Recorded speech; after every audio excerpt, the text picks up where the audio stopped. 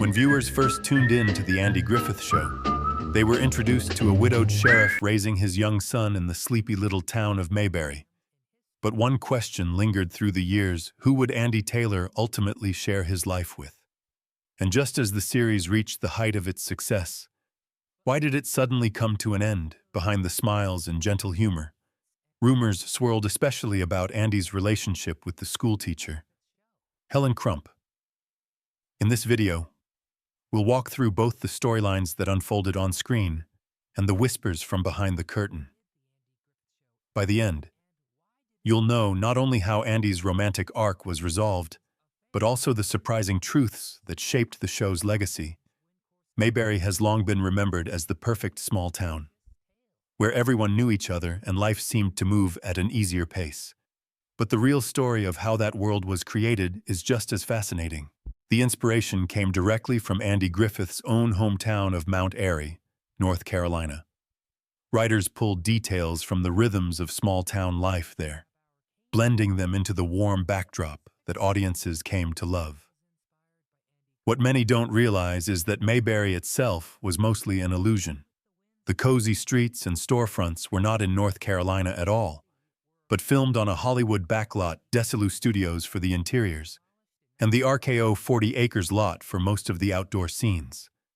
On that set, camera crews had to carefully choose angles, because just beyond one block of Main Street sat entirely different productions, like Gomer Pyle, USMC. If a shot was framed too wide, the illusion of Mayberry would shatter. By the mid-1970s, the backlot was torn down, erasing the physical remains of Mayberry. Yet for viewers, the town never disappeared. The vision painted on screen became so vivid, it felt more real than the bricks and boards ever could. The real heartbeat of the Andy Griffith Show came from the unlikely partnership between Sheriff Andy Taylor and his bumbling deputy, Barney Fife. Their chemistry began even before Mayberry was born. In 1960, Andy guest-starred on The Danny Thomas Show, a backdoor pilot that introduced him as the small-town sheriff. Not long after, Andy called up his friend Don Knotts with an idea: why not join him as the deputy? From the very beginning, Don's sharp comedic instincts reshaped the series. While Andy was supposed to be both the lawman and the laugh-getter, he quickly realized the show would be stronger if he played the straight man by giving Don the spotlight. Andy allowed Barney's wild outbursts and nervous mannerisms to shine, and audiences fell in love. The balance worked perfectly. Andy grounded the humor, while Barney exploded with it. But behind the scenes, Andy originally thought the series might only last 5 years. That plan fell apart when Don's contract ended after season 5, believing Andy was leaving too. Don signed on with Universal Pictures. The producers tried to fill the void, bringing in Jerry Van Dyke and later Jack Burns. But no one could replicate the magic without Barney's nervous energy. Mayberry never felt quite the same. The Andy-Barney duo wasn't just a pairing. It became the very rhythm of the show. Their dynamic still stands as one of television's greatest comedic partnerships, proving that sometimes the secret to success is knowing when to step back so someone else can steal the scene. No element of the show was more heartfelt than the relationship between Andy and his son, Opie, played by young Ron Howard. Opie gave Mayberry its emotional center. From the very first episode, viewers sensed that this was more than a typical sitcom father-son duo. The writers never went into great detail about Opie's late mother, but that absence created room for Andy to be both parent and guide, shaping his boy with gentle wisdom and steady patience. One of the most enduring images from the series came not in dialogue, but in silence: the opening credits. As Andy and Opie walked down to the fishing hole, Opie tossed a rock into the water, then turned to look up at his father. Andy responded with a simple nod. That small gesture carried a world of meaning: reassurance, pride, and unspoken love. Fans later learned that this moment mirrored Andy Griffith's own memories of his father, giving the scene a deeply personal weight. Ron Howard himself would later say that working with Andy was like having a second father. The kindness and respect Andy showed on screen reflected how he treated Ron off-camera. It was this authenticity that made audiences believe so strongly in Mayberry's world. Andy and Opie weren't just characters, they felt like family. When Aunt Bee first stepped into the Taylor household, she instantly became a cornerstone of Mayberry life. Portrayed by Frances Bavier, Aunt Bee was meant to provide the warmth and steadiness Andy and Opie needed. On screen, she was the classic homemaker, gentle, nurturing, and often the voice of tradition when the boys needed grounding.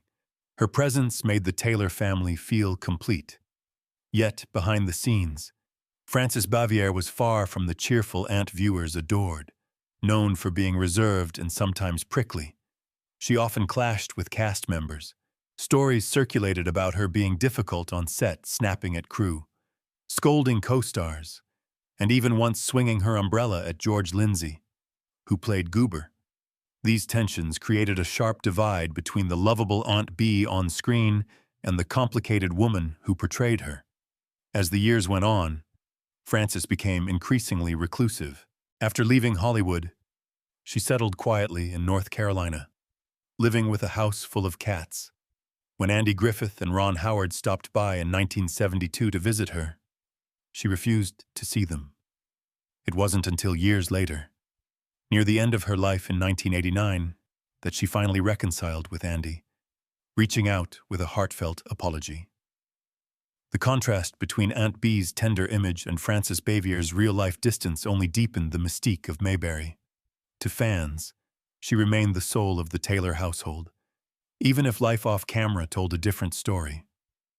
While the Andy Griffith Show thrived on the father-son bond and the antics of Barney Fife, one area always posed a challenge: Andy's love life. Andy himself admitted in interviews that the writers struggled to craft believable female characters. As a result, several of his early romances felt awkward or incomplete. Ellie Walker, played by Eleanor Donahue, was introduced as the town pharmacist and Andy's first serious love interest, but despite her charm, she disappeared after just one season. The producers claimed they couldn't quite capture the right chemistry between Ellie and Andy. Later came Joanna Moore as Peggy, who many viewers found too glamorous for the down-home setting of Mayberry. Her run was brief, and Andy's romantic storyline remained unsettled. Everything changed when Annetta Corsaut appeared as Helen Crump. Originally written as a one-time character, her name even chosen to sound intentionally plain. Helen struck a surprising chord with Andy and with audiences. The chemistry between Griffith and Corsaut was undeniable, and Helen quickly became a recurring presence. Still, the hesitation in writing female roles left Andy's relationships feeling secondary compared to the show's family and comedic core. Yet Helen would ultimately become the most important woman in Sheriff Taylor's world, both on screen and, as rumors suggested, behind the scenes as well. By the mid-1960s, Andy and Helen's relationship had become a slow-burn storyline that fans eagerly followed. In 1964, the writers finally set up a moment where the two would share a real kiss. But Andy, always careful about the show's tone, suggested it be handled with restraint, instead of a passionate embrace. The scene turned playful. Barney suddenly barged in, interrupting the kiss and stealing the laugh. The choice was classic Mayberry. Rather than chase melodrama, the writers leaned into humor and character. That balance between sincerity and comedy made the romance feel authentic, while still staying true to the show's light-hearted spirit. For viewers, it was proof that Andy and Helen's bond was genuine, even if laughter always came first in Mayberry. One episode that captured the playful tension of Andy and Helen's relationship was The Rumor. In it, Barney overhears a conversation and mistakenly believes Andy and Helen are secretly planning a wedding. Soon, the whole town is buzzing, convinced a ceremony is just around the corner. The misunderstanding spirals into chaos, but it also highlights how invested Mayberry was in seeing their sheriff find happiness off-screen. Though, rumors were far less innocent. Andy Griffith was married during the early years of the show, yet whispers circulated that his connection with Annetta Corso went beyond acting. Stories claim the two would meet privately, and some even suggest Andy once proposed. One infamous prank delivering a tray of food to their hotel room reportedly left Andy furious, lending weight to the speculation. The parallels between fiction and reality blurred the lines, just as townsfolk in Mayberry speculated. So too did Hollywood insiders, fueling a mystery that still fascinates fans today. After 8 beloved seasons, Andy Griffith decided it was time to step away from Mayberry. Rather than end things abruptly, the producers launched a spin-off, Mayberry RFD, to carry the spirit of the town forward. The transition was carefully staged in the very first episode. Viewers finally witnessed the moment they had been waiting for Andy and Helen's wedding. The ceremony gave closure to years of quiet courtship, sealing Helen's place as the sheriff's true partner. The spin-off even went a step further. In later episodes, Andy and Helen returned to Mayberry carrying their newborn child, showing that the Taylor family had grown beyond the original series. Although Andy only appeared occasionally after that, the character's story had been given a proper ending. Fans could feel satisfied knowing the sheriff of Mayberry found love and family at last. What made Andy's departure even more remarkable was the timing. When the Andy Griffith Show signed off in 1968, it wasn't fading. It was at the very peak of its popularity. In fact, it closed its run as the #1 show on American television, a feat achieved by only a handful of series. To this day, only I Love Lucy and Seinfeld share the distinction of ending while perched at the very top of the Nielsen ratings. This rare exit cemented Mayberry's place in television history. Rather than dragging on until the charm wore thin, the show left audiences with the memory of a community still vibrant, funny, and warm. Andy Griffith had always believed in leaving on a high note, and he did just that. Mayberry might have been make-believe, but its farewell was as close to perfect as television ever gets. For Andy Griffith, leaving Mayberry wasn't the end, it was a new beginning. In 1983, he faced one of his toughest battles when Guillain-Barré syndrome left him temporarily paralyzed from the waist down. After months of therapy, Andy recovered and staged a remarkable comeback. Just 3 years later, he stepped into another iconic role, Ben Matlock, the sharp-witted Southern lawyer. Matlock ran for 9 successful seasons and reintroduced Andy to a new generation of fans. Fittingly, Annetta Corso, Helen herself, appeared in several episodes, tying his past to his present. Over the years, Andy received countless honors, including a star on the Hollywood Walk of Fame in 1976 and the Presidential Medal of Freedom in 2005. His final film role came in 2009, proving his dedication to storytelling never wavered. Through triumphs and trials, Andy Griffith's career embodied resilience, humor, and heart values first born in Mayberry. When Andy Griffith passed away in 2012 at the age of 86, it felt as though a piece of Mayberry itself had gone with him. He was laid to rest in his family cemetery in Manteo, North Carolina.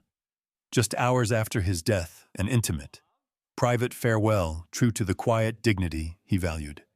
Fans across America mourned not only the man, but the comfort his work had brought into their lives.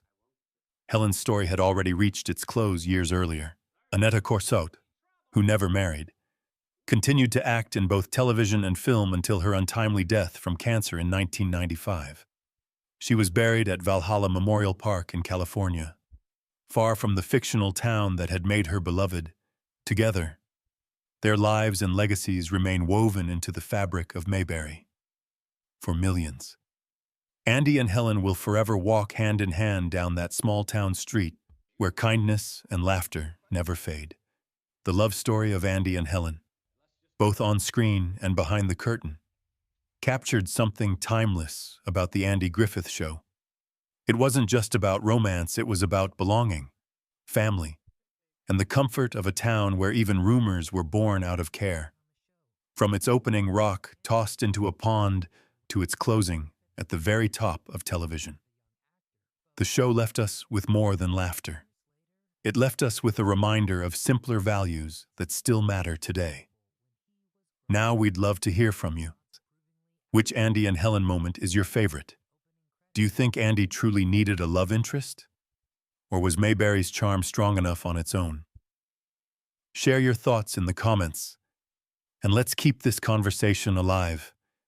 If you enjoyed this journey through Mayberry, be sure to like, subscribe, and join us for more stories from the golden age of television.